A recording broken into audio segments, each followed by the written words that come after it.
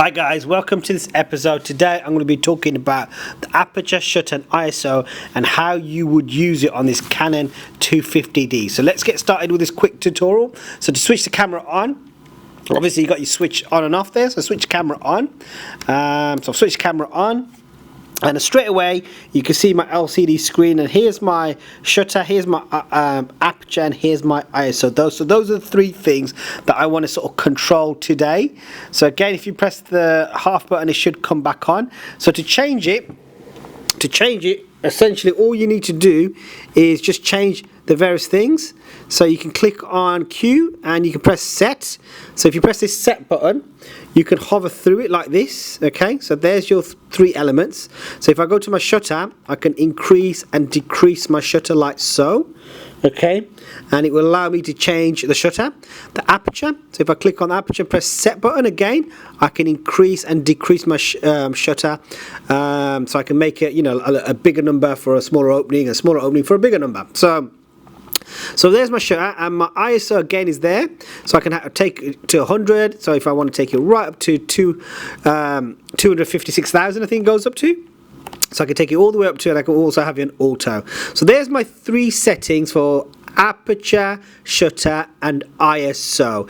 If you press this Q button, it will give you a digital view port. So if you click on this icon here, you can also just pivot this and change it via your LCD screen with a touch screen. So that's quite useful.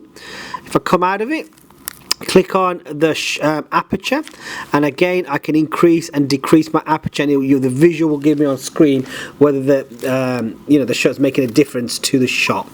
So that's useful. And my ISO is obviously over here, so I can click on my ISO again and do exactly the same thing for ISO. And obviously these three things make a huge difference to the overall sort of sharpness in terms of under saturation or over saturation of both videography and photography. So you really want to sort of play around with those three settings on your DSLR camera to ensure that you get the right temperature, right sort of contrast, right exposure of your photography or filming.